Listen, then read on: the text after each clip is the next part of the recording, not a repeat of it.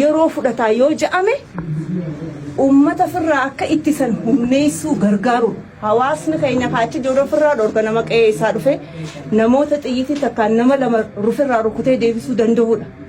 Sun immoo faayidaan akka biyyattis faayidaa biyyas gargaara shiftoota kana ittisuufillee gama biraatiin mootummaafillee humnaa jechuudha. Kanaafuu yoo olaantummaa seeraa kabachiisuudhaan fiifuu biyyaanuu lolaa jiranii dadhabaman ummata isaan lolaniin kana akka ifirraa ittisan gargaaruu danda'u. Sadaffaa fi fuuldurallee wanni yaadamu immoo Walloo amata meeqa guutuu rakkoon tun jara kanaan irra deemaa jirti. Lafa isaaniiti karaa ifiin of bulchutti deemuudhaaf Oromoon of qopheessuu qaba jechuudha. Walloon akka Wallootti ofiin of bulchuu kanarratti qabsaa'u kana godhuuf immoo yeroo dheeraa fudhata. Namni keenya naannoo Oromiyaa irra jiru achi dhaqeellee galuu danda'u qaba. Qabatuu qaba. Naannoo san heddummaatu qaba.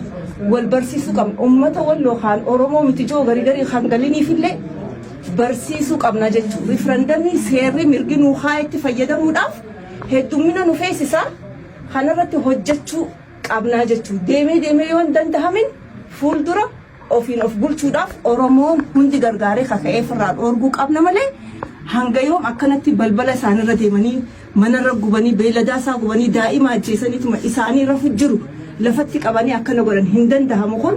Kanaafuu falli jiru sadeen kana ammaaf immoo uummanni keenya gargaaruudha qaba.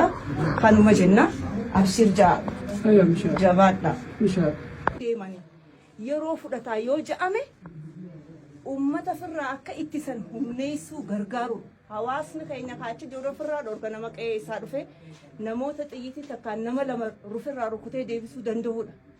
Sun immoo faayidaan akka biyyattis faayidaa biyyas gargaara shiftoota kana ittisuufillee gama biraatiin mootummaafillee humnaa jechuudha. Kanaafuu yoo olaantummaa seeraa kabachiisuudhaan fiifuu biyyaanuu lolaa jiranii dadhabaman ummata isaan lolaniin kana akka ifirraa ittisan gargaaruu danda'u. Sadaffaa fi fuuldurallee wanni yaadamu immoo Walloo amata meeqa guutuu rakkoon tun jara kanaan irra deemaa jirti. Lafa isaaniiti karaa ifiin of bulchutti deemuudhaaf Oromoon of qopheessuu qaba jechuudha. Walloon akka Wallootti ofiin of bulchuu kanarratti qabsaa'u kana godhuuf immoo yeroo dheeraa fudhata. Namni keenya naannoo Oromiyaa irra jiru achi dhaqeellee galuu danda'u qaba. Qabatuu qaba. Naannoo san heddummaatu qaba.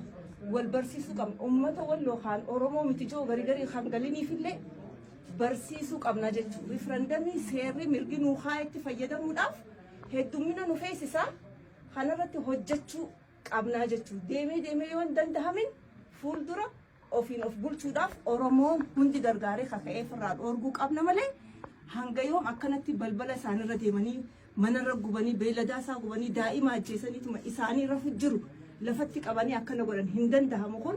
Kanaafuu falli jiru sadeen kana ammaaf immoo uummanni keenya gargaaruudha qaba. Kanuma jenna abshir